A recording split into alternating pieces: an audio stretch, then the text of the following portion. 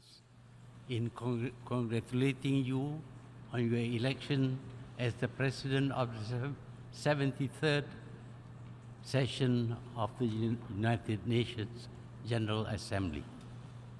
I am confident with your wisdom and vast experience, this session will achieve the objectives of the theme for this session. I assure you of Malaysia's fullest support and cooperation towards achieving these noble goals. Allow me to also pay tribute to your predecessor, His Excellency Miroslav Lajcak, for his dedication and stewardship in successfully completing the work of the 72nd session of the General Assembly. I commend the Secretary General and the United Nations staff for their tireless efforts in steering and managing UN activities globally. In particular, I pay tribute to the late Kofi Annan, the 7th Secretary General of the United Nations from 1997 to 2006, who sadly passed away in August this year. Malaysia had a positively strong and active engagement with the UN during his tenure. Madam President, the theme of this 73rd session of the General Assembly, making the United Nations relevant to all people, global leadership, and shared responsibilities for peaceful, equitable, and sustainable societies, remains true to the aspiration of our founding fathers. The theme is most relevant and timely. It is especially pertinent in the context of the new Malaysia. The new government of Malaysia, recently empowered with a strong mandate from its people, is committed to ensure that every Malaysian has an equitable share in the prosperity and wealth of the nation. A new Malaysia emerged after the 14th general election in May this year. Malaysians decided to change their government, which had been in power for 61 years, that is, since independence. We did this because the immediate past government indulged in the politics of hatred, of racial and religious bigotry, as well as widespread corruption. The process of change was achieved democratically, without violence or loss of lives. Malaysians want a new Malaysia that upholds the principles of fairness, good governance, integrity, and the rule of law.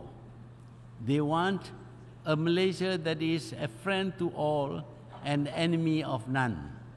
A Malaysia that remains neutral and non-aligned. A Malaysia that detests and abhors wars and violence. They also want a Malaysia that will speak its mind on what is right and wrong without fear or favor. A new Malaysia that believes in cooperation based on mutual respect for mutual gains. The new Malaysia that offers a partnership based on our philosophy of prosper thy neighbor. We believe in the goodness of cooperation, that a prosperous and stable neighbor would contribute to our own prosperity and stability. The new Malaysia will firmly espouse the principles promoted by the UN in our international engagements. These include the principles of truth, human rights, the rule of law, justice, fairness, responsibility and accountability, as well as sustainability. It is within this context that the new government of Malaysia has pledged to ratify all remaining core UN instruments related to the protection of human rights. It will not be easy for us because Malaysia is a multi-ethnic, multi-religious, multicultural, and multilingual country. We will accord space and time for all to deliberate and to decide freely based on democracy. Madam President, when I last spoke here in 2003, I lamented how the world had lost its way. I bemoaned the fact that small countries continued to be at the mercy of the powerful. I argued the need for the developing world to push for reform, to enhance capacity building and diversify the economy. We need to maintain control of our own destinies. But today, 15 years later, the world has not changed very much. If at all, the world is far worse than 15 years ago. Today, the world is in a state of turmoil, economically, socially, and politically. There is a trade war going on between the two most powerful nations, and the rest of the world is feeling the pain. Socially, new values undermine the stability of nations and their people.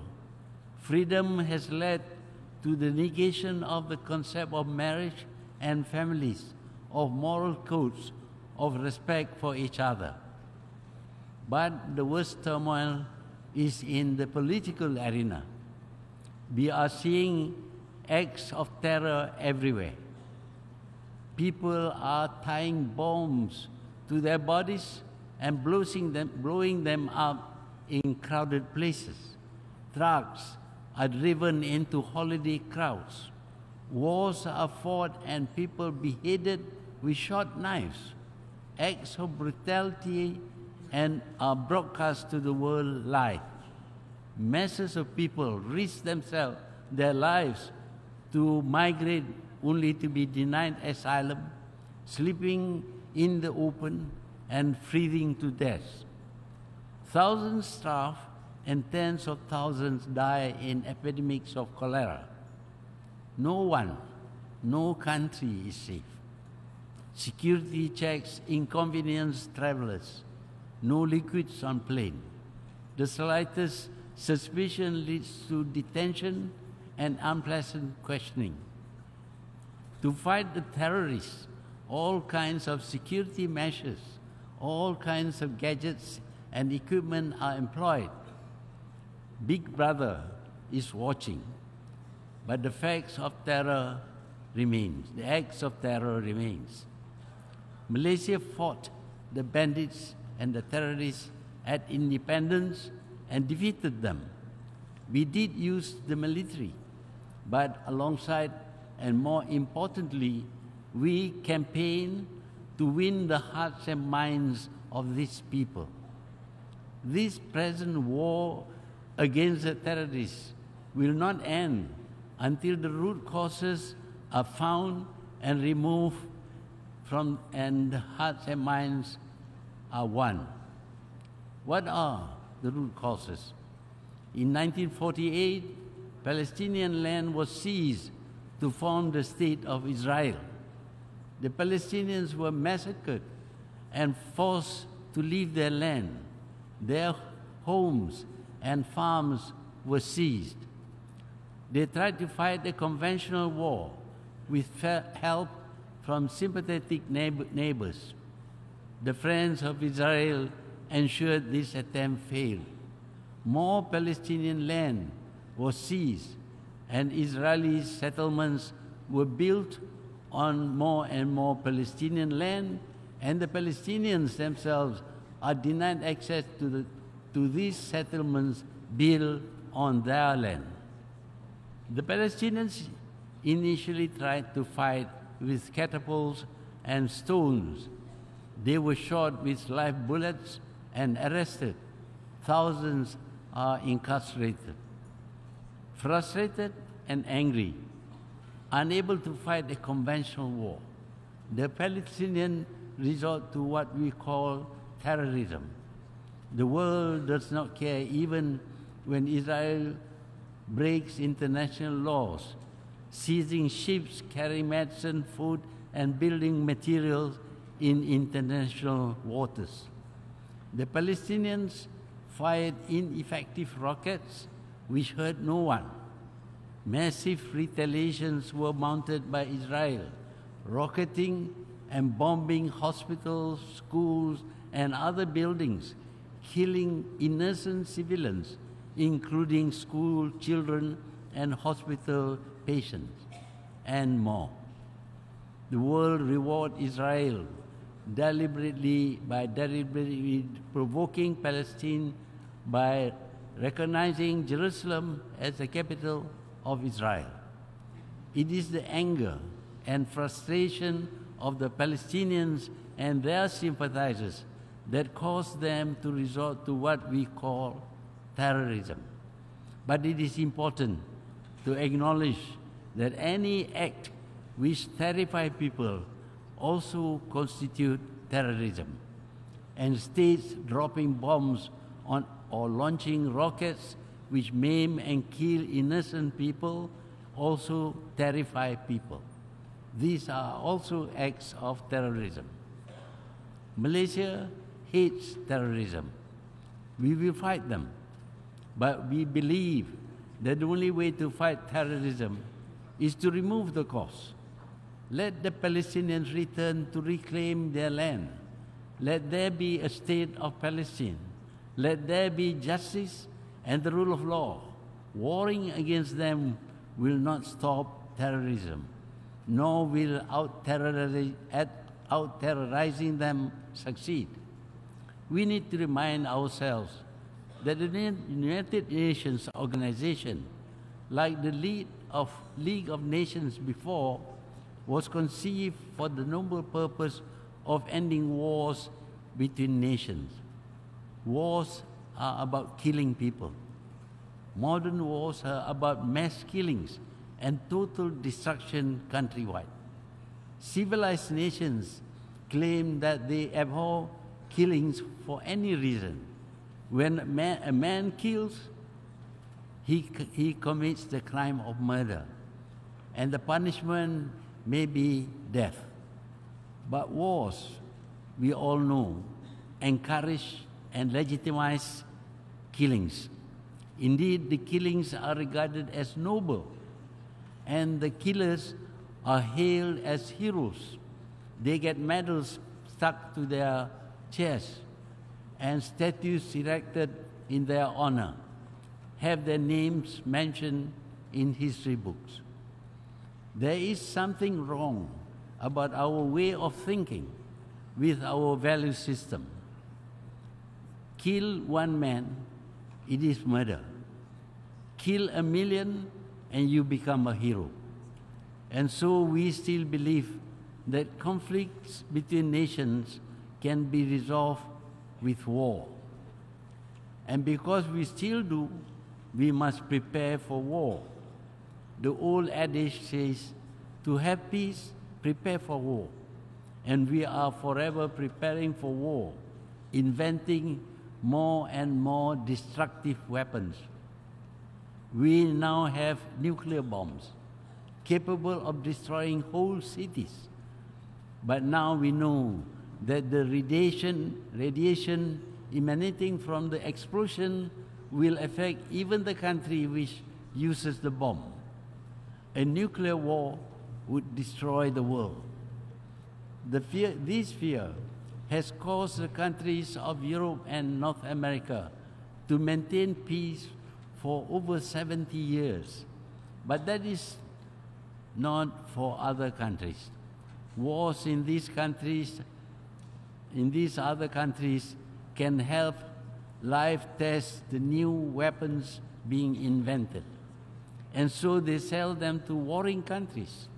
We see their arms in wars between smaller nations. These are not world wars, but they are no less destructive. Hundreds of thousands of people have been killed, whole countries devastated, and nations bankrupted because of these fantastic new weapons. But these wars give handsome dividends to the arms manufacturers and the traders. The arms business is now the biggest business in the world.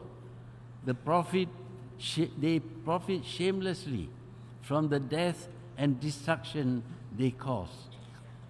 Indeed, so-called peace-loving nations often promote this shameful business. Today's weapons cost millions. Fighter jets cost about $100 million, and maintaining them costs as much as tens of millions. But the poor countries are pressured, persuaded to buy them even if they cannot afford. They are told that their neighbors or their enemies have them. It is therefore imperative that they too have these weapons. So, while the people starve and suffer from all kinds of deprivations, a huge percentage of their budget is allocated to the purchase of modern arms, that their buyers may never have to use them bothers the purveyors not at all. Madam President, in Myanmar, Muslims in Rakhine State are being murdered, their homes torched, and millions of refugees had been forced to flee, to drown in the high seas, to live in makeshift huts without water or food, without the most primitive sanitation. Yet, the authorities of Myanmar, including a Nobel Peace Laureate, deny that this is happening. I believe in non-interference in the internal affairs of nations. But does the world watch massacres being carried out and do nothing? Nations are independent.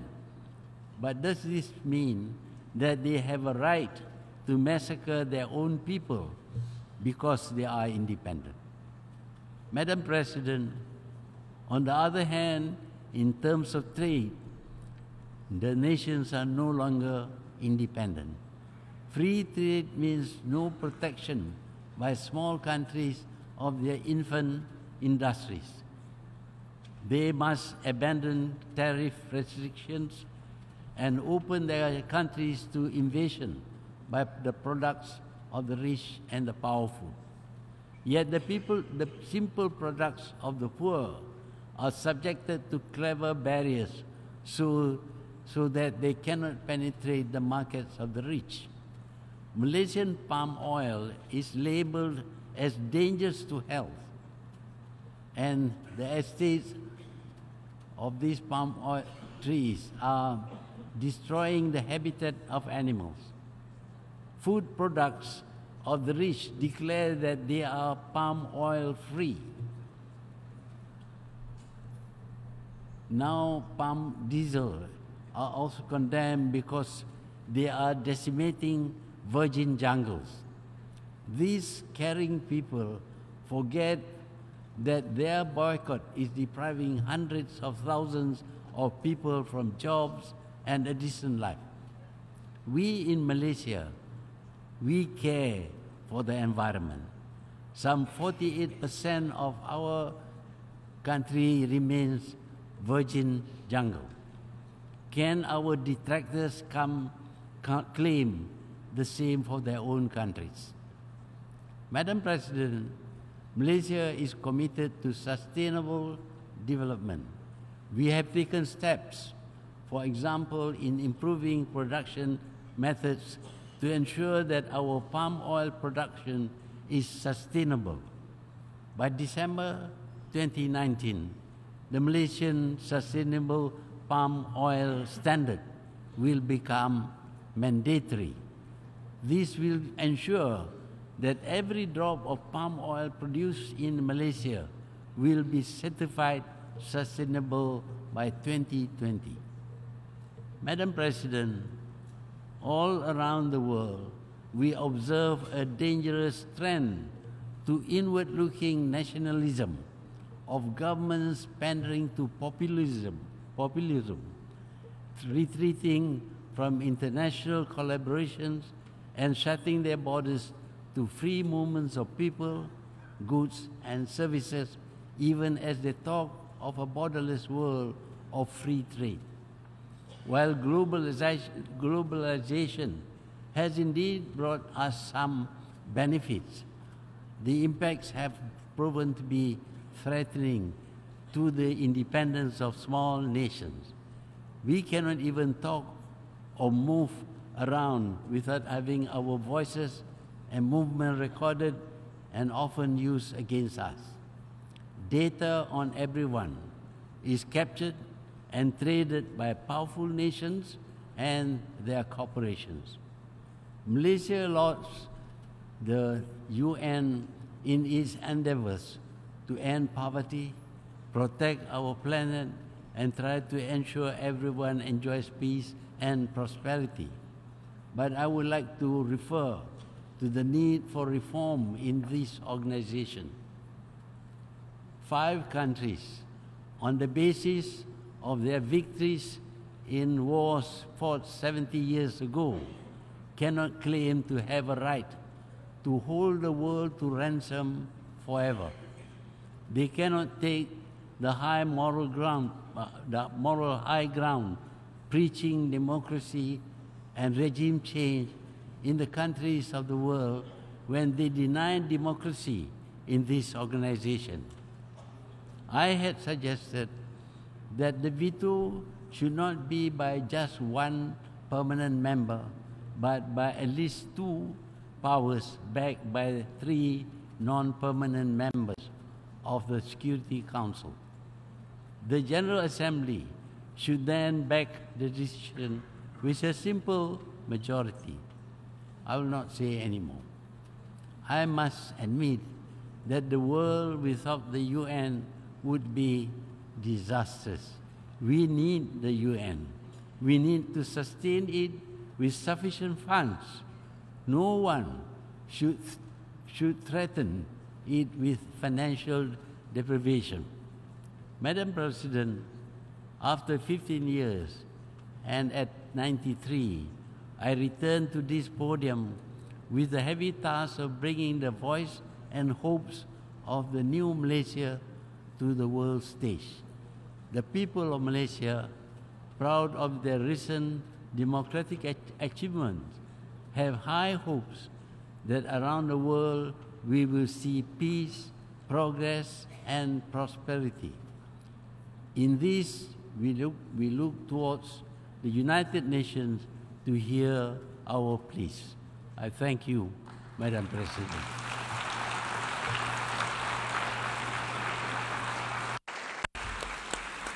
On behalf of the General Assembly, I wish to thank the Prime Minister of Malaysia for his statement, and I request protocol to escort His Excellency.